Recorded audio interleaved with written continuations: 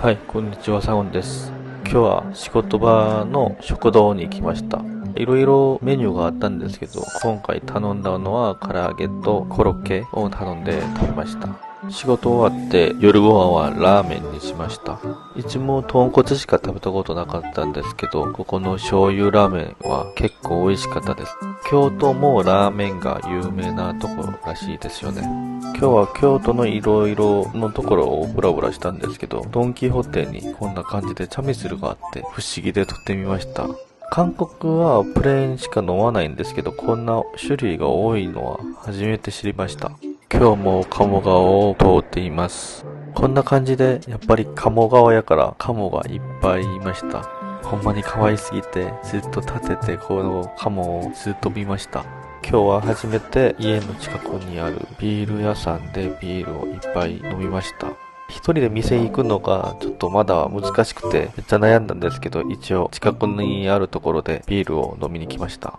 クレフトビール屋さんでいろんな種類のビールがあって、こんな感じの可愛い絵が描いてる、そのロゴが描いてるビール屋さんでした。これからもちょこちょこ来れそうな感じのビール屋さんでした。週末は東京から友達が来てくれて京都の旅行をしようと思います。去年も行ってきたんですけど、最初は清水寺に来ました。春の清水寺は初めなんで、また夏とは違う空気が感じててめっちゃ良かったです。今日も週末やったし人がほんまに多かったんですけど、それでもこんな景色が見れるところなんで、ほんまに癒されました。ここは本と舞台から見れる景色です。舞台から曲がってきて、舞台を見たらこんな感じで見れます。桜がなかなかに入っていって、ピンクの桜が見れるのがほんまに綺麗で可愛かったです。そこには京都タワーにも見れます。その後もっと中に進んでみたらこんな感じの外にある塔も見れるし、いろいろ結構綺麗な景色といい天気が合わせてほんまに良かったです。それでずっと中に進んだらなんか登山みたいなところが出てきて、多分そこじゃない他の道に進んだ気がしていますけど、その時は気づかなくて一応中にずっと進んでいます。そこの道じゃないのをやっと気づいて戻って、もう舞台のところを撮りながらここら辺で桜とか花見をしています。そこで写真撮ってる人も結構いっぱいいました。桜がめっちゃ多くて、桜を見ながらみんな写真をそこで撮ったり、その後ろの塔に合わせて写真を撮ったりしています。中を全部曲がってきたら最後にこんな感じの池が見れることになりますけど、桜が落ちてる池がほんまに綺麗だったです。ほんまにその日本の春ってこんな感じだなって感じながら最後まで見ました。4月だったんですけど、ちょっと暑くてアイスを頼みました。こんな抹茶と桜味がミックスされてるアイスを頼んで食べましたけど、ほんまに美味しかったです。ここが2年坂か3年坂かはもう忘れちゃいましたけど、ここも人がめっちゃ通ってるし、でもこれ見れる建物とかの景色がほんまに良かったんで、ちらっと撮ってみました。これからは清水寺から今は伏見稲荷神社に行きます。電車で移動しています。こんな感じで日本を感じてるその電車の中がめっちゃ好きです。駅に着いたらこんな感じで電車が通るのを見れることになって、これをちょっと撮ってみました。韓国にはなかなかないものなんで、これを見たら観光客がこの動画を撮ったりするんですよね。これから歩いて伏見稲荷神社まで行きます。こんな感じで商店街があって人も結構いっぱいなところでした。目の前にせんべいの屋さんがあって、ここでせんべいを1個食べてみようかなと思ってせんべいを選んでいます。結構いろんな種類のせんべいがあって、僕が頼むのは七味味、ちょっと辛いものが食べたくて七味を頼みました。こんな感じでせんべいの上に七味がかけてる感じのせんべいです。結構美味しかったです。味の説明ちょっと苦手なんですけど、ちょっと辛くて美味しい。店の前で座って食べてみたんですけど、ほんまに美味しかったです。この味が美味しくて、最近ファミマにある七味のせんべいを結構買って食べたりしています。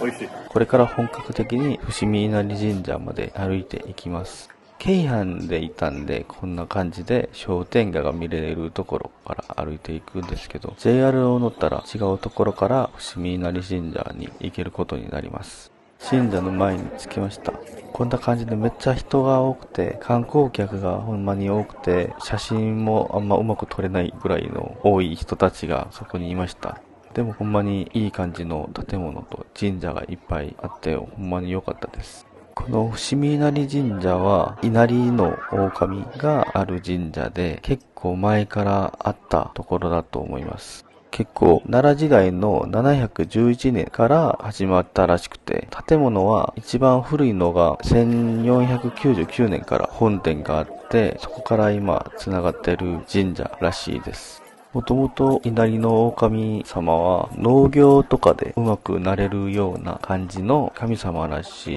んですけど、今は仕事とか健康とかいろいろを願う神社でそういう神様になったと言われています。ここは狐が結構多いんですけど、それが稲荷の狼様の使者が狐だったんで、その狐が透明の狐で、透明のことを表現するために結構白い狐の銅像が多いのが特徴です。ほんでもう一個の特徴は、ここの伏見稲荷神社はこんな感じで鳥居がいっぱいあるんですけど、もうほぼ1万個ぐらいの鳥居がここにあると伝えています。稲荷山にある神社なんで、山を登らないといけないところなんですが、結構山が高いんで、往復2時間がもうちょっとかかるでも言われてます。それで歩いてるところは、こんな感じで鳥居がいっぱいあって、インスタとかでよく見てた、そういう鳥居がここです。この鳥居がずっと繋がっています。その鳥居を見たら会社の名前とか人の名前とかが書いているんですけど、それって人がその神社に鳥居を建てて自分の願い事を願うっていうことになります。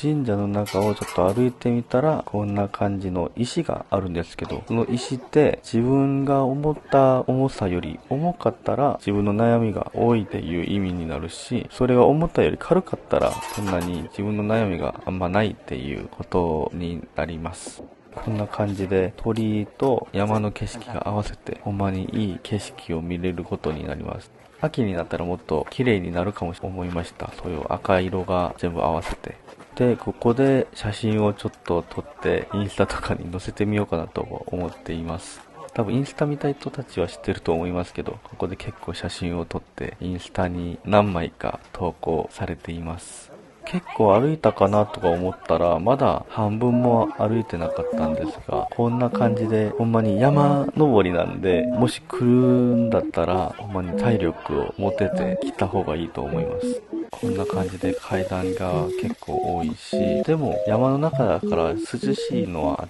て、ゆっくり歩いたらもう歩けないわけではないとは思いますけど、結構歩くのが多いです。それで上に登ったら、ここがてっぺんではないんですけど、こんな感じで京都の景色が見れることになるし、結構ここまで歩いてくるのは良かったって思うぐらいの景色が見れることになります。でも結構しんどかったんで、ここで見れるアイス屋さんでアイスクリームを買って食べました。それほんまに最高でした。暑さを一気で冷めるようなアイスクリームでした。